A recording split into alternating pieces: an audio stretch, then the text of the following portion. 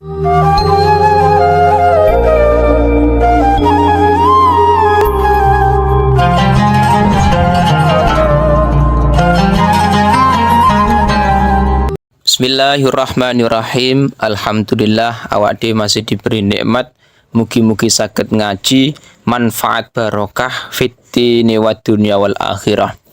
Bismillahirrahmanirrahim. Qauluhu kitabun nikahi utawi iku kitab nerangake nikah. Lagi sudah masuk dalam pembahasan nikah. Wa malan perkara silai maya ta'ala kang gumantung apa mah gumantung bihi kelawan nikah. Bayane maminal ahkami saking pira-pira hukum wal qadaya lan pira-pira keputusan. Jadi nantinya pembahasan ini sudah masuk dalam pembahasan bab nikah dan juga masuk dalam perkara yang hubungannya dengan nikah. Masalah hukumnya nikah, syarat-syaratnya nikah, dan lain-lain. Jadi penting sekali ketika kita hidup di masyarakat, nikah itu sering terjadi di masyarakat kita dan kita sebagai manusia itu harus tahu syarat-syaratnya, rukun-rukunnya nikah itu seperti apa. Qauluhu wa nikah, wa nikahu tawi nikah iku mustahabun iku den sunahake. Jadi nikah iku hukumnya disunahkan, sunah mau kanggo sapa liman kedue wong yahtaju engkang butuh sapa man butuh maring di ilaihi maring nikah. Hukum asal nikah iku hukumnya sunah, hukum asal. Lah kesunahan nikah iku bagi orang yang memang butuh nikah. Jadi ternyata dalam catatan yang Fathul Qorib iku bitau gani nafsi lil wat'i wayajidu ahbatahu kamarin wa nafakotin.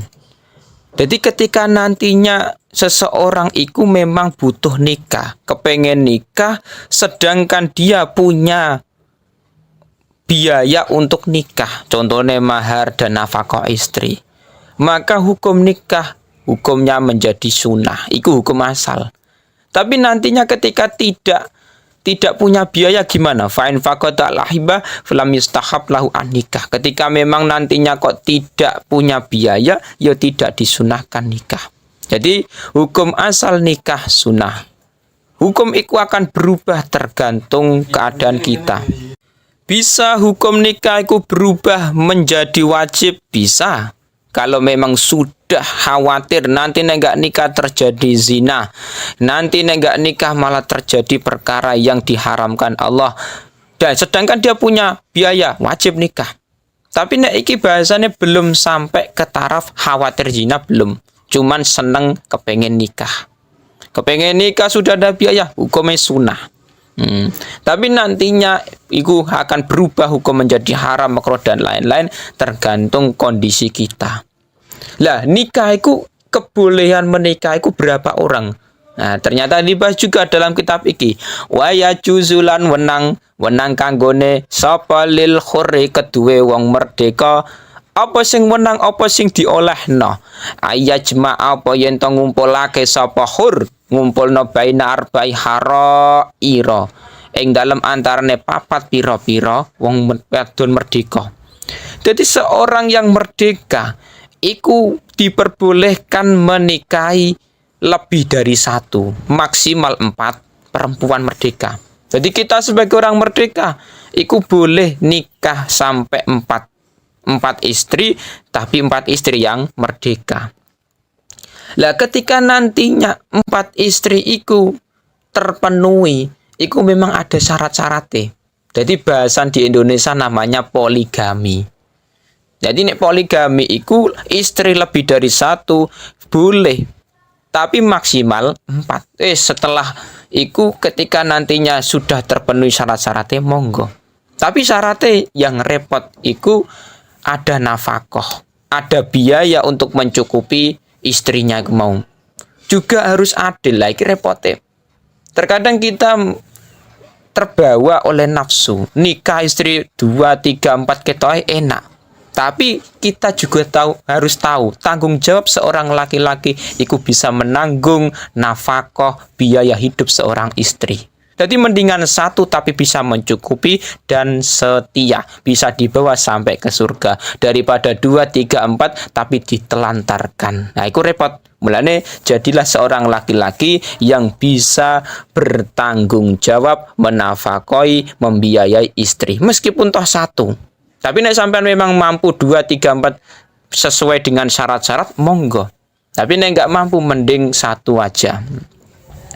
Walil abdilan kedue budak apa ya jema apa yen to ngumpulake sapa budak ngumpulno bainas nataini ing dalem antarane wadon loro. Ketika seorang budak nikah hanya diperbolehkan menikahi 2 perempuan. Tapi nek orang merdeka kayak kita itu kan 4 maksimal.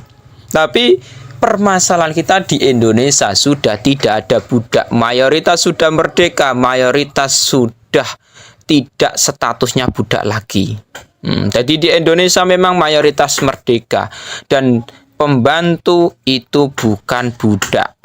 Wala yangkihu lan ora nikah sapa al-hur wong merdeka ora nikahi amatan ing budak. Seorang yang merdeka, laki-laki merdeka tidak boleh menikahi seorang budak ila bisyarta ini kejaba kelawan syarat loro.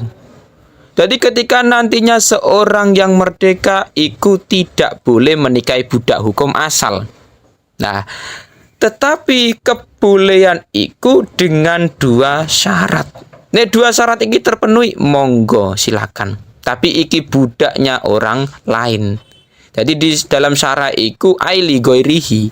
Nek budake dhewe dinikahi enggak masalah, tapi ki budak orang lain. Saya sebagai orang merdeka, Zaid punya budak namanya Fatimah. Lah, saya menikahi budaknya Fatimah. Iku tidak boleh hukum asal. Kebolehannya ada 2 syarat. Pertama, adami sidakil hurrati. Ora anane. Rupane ora anane mas kawine wadon merdeka. Jadi syarat pertama, boleh menikahi budaknya orang lain dengan catatan saya tidak punya mas kawin, tidak punya mahar untuk orang perempuan yang merdeka. Jadi misalkan ada 2 pilihan. Nek aku menikahi Zainab sing statusnya merdeka, nggak kuat membelikan mahar untuk Zainab. Tapi nek saya menikahi Zaid statusnya saya menikahi Fatimah status budaknya Zaid. Nah, iku mahari misalkan cuman 100.000. Kuat aku, tapi nek menikahi Zainab nggak mampu karena maharnya tinggi. Lah, iku nggak masalah menikahi budak. Kalau memang tidak ada mahar untuk orang yang merdeka. Wa khaufil anati lan kuatir zina. Ai zina mudata faktil khurrah. Jadi ketika nantinya ketika tidak adanya perempuan iku membahayakan, dikhawatirkan terjadi zina. Jadi sing dikhawatirkan nanti nek saya tidak menikahi perempuan budak, khawatir zina. Jadi misalkan di daerah Indonesia tidak ada perempuan-perempuan sing merdeka. Cuman ada budaknya Zaid, budaknya Umar dan lain-lain. Jadi cuman ada budak, nek aku nggak menikahi budak, khawatir zina. Sedangkan nek aku menikahi perempuan sing merdeka, nggak ada perempuan merdeka. Ya wes, nggak masalah. Jadi kebolehan iku memang salah satu syaratnya iku khawatir zina. Nah, mulane penting ketika kita hidup di masyarakat, kalau memang sudah terpenuhi biayai, sudah cukup umure. Meskipun dalam kitab nggak ada catatan nikah harus umur sekian, dalam Fathul Qorib nggak ada. Tapi perlu juga kita menikah itu tidak hanya butuh biaya nikah saja, tapi umur itu ya penting. Jadi kita punya duit 1 miliar. Seandainya kita menikahi perempuan mampu, tapi kita kudu perlu tahu nikah itu perlu umur yang dewasa, perlu umur yang matang. Umur 17 tahun, 16 tahun nikah repot. Karena yang kita hadapi itu pernikahan itu bukan dolanan, bukan main-main, tapi itu untuk seumur sekali. Permasalahan kita ketika nantinya dihidup di masyarakat, itu tidak hanya yang kita hadapi itu masalah keuangan. Masalah rumah tangga, iku kalau kita memang menghadapi dengan emosi, nah ini nantinya akan berujung pada perceraian. Mulane perlu kedewasaan. Jadi kita menghadapi masalah dalam rumah tangga, yuk diselesaikan dengan cara musyawarah. Jangan pakai emosi. Mulane nikah iku perlu umur yang mateng, perlu ngelmu, perlu pengalaman apa yang akan kita hadapi ku seperti apa. Ini penting. Mulane pemerintah Indonesia mengatur pernikahan iku dibatasi dengan umur. Jadi nggak sembarangan orang bisa nikah ke KUA, tapi harus ada umurnya. Catatannya umur sekian itu baru boleh nikah ke KUA. Tapi nek kita mandang di masyarakat memang terkadang memang amit sewu. Sebagian ada yang nikah di bawah umur. Tapi nantinya efeknya nikah sirih. Jadi tidak melalui jalur KUA pemerintah, tapi melalui nikah sirih.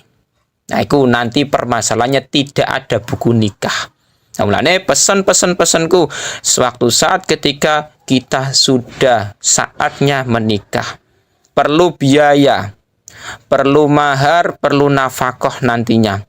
Dan kita harus tahu perlu umur yang matang dan juga perlu ilmu, pengalaman dan lain-lain. Persiapkan dulu sebelum kita hidup di masyarakat, nikah dengan perempuan yang kita cintai, yang akan kita bawa ke surga nanti. Mulane kita doa, ya Allah, semoga jodoh sing bakal kita nikahi itu nantinya jodoh sing bisa bermanfaat barokah, bisa digandeng sampai ke surga. Wis ngoten mawon. Ya, adapun sampean-sampean yang sudah nikah, tetap berdoa, ya Allah, semoga Engkau jadikan istriku jadi perempuan yang soleha, taat ibadah, sholat, dan bisa membawa ke surga. Nikmat. Ketika kita bisa berdoa seperti itu, nikmat dalam rumah tangga. Jadi hadapi masalah dengan musyawarah, jangan pakai emosi, dan sering-seringlah berdoa semoga keluarganya tentrem, sakinah, mawaddah, warahmah. Itu penting dalam bermasyarakat.